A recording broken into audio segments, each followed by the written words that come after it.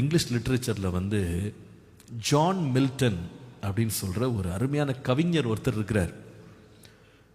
அவர் பல நூறு ஆண்டுகளுக்கு முன்பாக அவர் எழுதின ஒரு கவிதை இன்றைக்கி நம்முடைய பிள்ளைகளுடைய டெக்ஸ்ட் புக்கில் வந்து இன்றைக்கி அந்த கவிதை அப்படியே இருக்குது. அந்த கவிதையின் தலைப்பு வந்து ஆன் ஹிஸ் பிளைண்ட்னஸ் அப்படின்னு ஒரு கவிதை இருக்கும். இந்த போயமுக்கு வந்து இது சானட்டுன்னு சொல்லுவாங்க. முதல்ல 8 லைன், அதுக்கப்புறம் 6 லைன் இருக்கும். 14 லைன் உள்ள ஒரு போயம் இது. இந்த சானட்டுக்கு வந்து ஒரு ரொம்ப டீப் மீனிங் இருக்குது. ஆன் ஹிஸ் பிளைண்ட்னஸ், அவருடைய குருட்டுத்தனத்தில் அப்படின்றது, அவர் குருடான காலத்தில் ஒரு தலைப்பில் இருக்கும். அதில் ஸ்டோரி என்னன்னு கேட்டால், ஜான் மில்டன் அவர் வந்து 40 வயதாக இருக்கும்போது 2 கண்களிலேயும் பார்வை இழந்துட்டார் ஜான் மில்டன். ஆனால் ரொம்ப சிறந்த ஒரு கவிஞர், சிறப்பாக கவிதைகளை எழுதுகிறவர், கட்டுரைகளை எழுதுகிறவர், கதைகளை எழுதுகிறவர். அவருடைய வாழ்க்கையின் உச்சாணி கிளையில் வரும்போது கண்ணு போயிடுச்சு, 2 கண்ணும் குருடாயிடுச்சு. அப்போ அந்த சானட்டில் அவர் எழுதுறாரு, ஏன் இப்படி என் கண்ணொளி என்னை விட்டு எடுத்துட்டீங்க? நான் எவ்வளவு படைப்புகளை நான் கொடுத்துருக்க முடியும், நான் எவ்வளவு செய்திருக்க முடியும். என் வாழ்க்கையின் சிறந்த நேரத்தில் என் கண்ணொளி எடுத்துட்டீங்களே. இப்போ எனக்கு எதையுமே செய்ய முடியல, ஒன்றையுமே நான் செயலாற்ற முடியல, எதையுமே என் வாழ்க்கை பிரயோஜனம் இல்லாமல் போயிடுச்சு அப்படின்னு அவர் ரொம்ப வேதனையோடு புலம்புகிறார் முதல் 8 வரியில். ஆனால் அவர் நல்ல ஒரு தேவ மனுஷன். அவர் அடுத்த 6 வரிகளில் அதற்கான விடையை அவரே எழுதுறார். அவர் சொல்லுகிறாரு, தேவனுடைய சிங்காசனத்திற்கு முன்பாக கோடான கோடி தூதர்கள் அவரை பணிந்து அப்படியே நிற்கிறாங்களாம், பணிஞ்சுக்கிட்டே நிற்கிறாங்களாம். எவ்வளவு காலம் நிற்கிறாங்கன்னு கேட்டால், யுக யுகமா அப்படியே நின்றுட்டு இருக்காங்களாம். யுக யுகமாக பல 1000 ஆண்டுகளாக அப்படியே நின்றுட்டு இருக்காங்களாம். அதில் இருக்கிற பல கோடி தூதர்கள் வந்து இதுவரைக்கும் தேவனிடத்துல இதை போய் செய்ப்பா அப்படின்னு ஒரு கட்டளை கூட பெறலையாம். இதை போய் செய்ப்பா அப்படின்னு ஒருத்தனை கூட சில பேர் அனுப்பவே இல்லையாம்.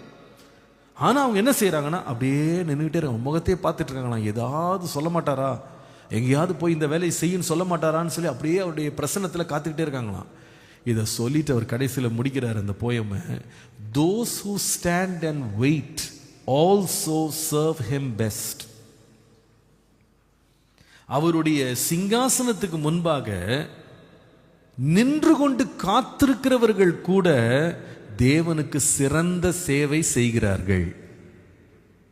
ஓடுறவங்க மாத்திரம் இல்லை, நிற்கிறவங்க கூட என்ன செய்கிறாங்களாம், சிறந்த சேவை. அப்படின்னா அர்த்தம் என்னன்னா, தேவனுடைய விருப்பமா இருக்குமானா யுக யுகமா நிக்கணும்ன்ற தேவ சித்தமா இருந்தா நான் நிக்கிற கூட ரெடியா இருக்கேன்.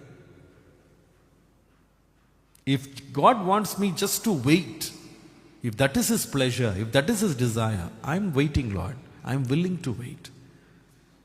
உம்முடைய சித்தம் என்னவோ அதை செய்யறதுக்கு நான் ரொம்ப பிரியமா இருக்கிறேன். அது எனக்கு போதும். அதுல திருப்தியா இருக்கிறேன், அதுல மகிழ்ச்சியா இருக்கிறேன். நீங்க எங்க போக சொல்றீங்களோ அங்க போறேன். நீங்க போக வேணாம், இங்கே இருப்பான்னு சொன்னா அங்கே இருக்கிறேன். அவ்வளவுதான். ஏன் தெரியுமா, எனக்கு ஒன்று தெரியும், உம்முடைய சித்தம் நன்மையும் பிரியமும் பரிபூர்ணமான சித்தம். அதை செய்யறதுக்கு நான் வாஞ்சிக்கிறேன்பா. ஒரு காலத்தில் என் வாழ்க்கையில் வந்து என் மனதும் என் மாமிசமும் விரும்பினவைகளை நான் ஆசையா செய்தேன். ஆனால் அதனால நான் எந்த நன்மையும் பெறலை. ஆனால் இப்பொழுது உம்முடைய பாதத்துக்கு வந்துட்டேன்.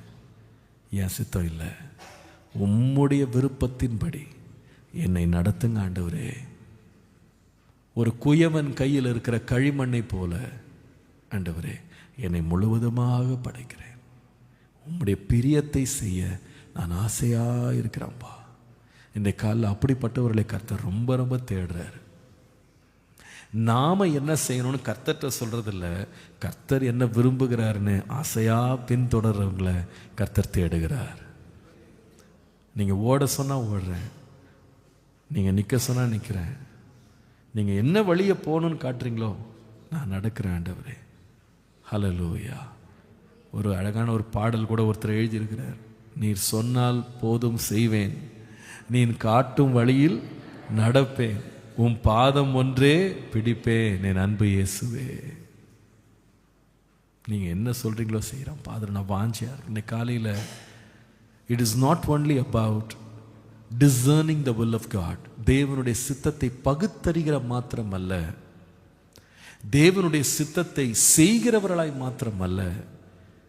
May God give us the grace to delight in God's will. தேவனுடைய சித்தத்தின் மேல் பிரியமுள்ளவர்களாய் கர்த்தர் நம்மை மாற்றுவாராக.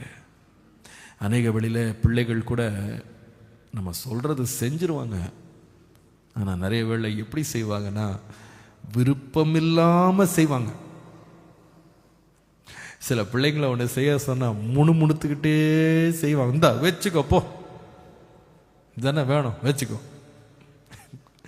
செய்கையை செஞ்சிட்டாங்க, ஆனால் மனசில் என்ன இல்லை, சந்தோஷம் இல்லை. நாம் தேவனுக்கு என்ன செய்கிறோன்றதை விட நாம் செய்கிற அவருடைய சித்தத்தை விருப்பத்தோடு செய்ய கர்த்தாவே கிருபைத்தார். இதற்கு இயேசுவே முன்னோடி.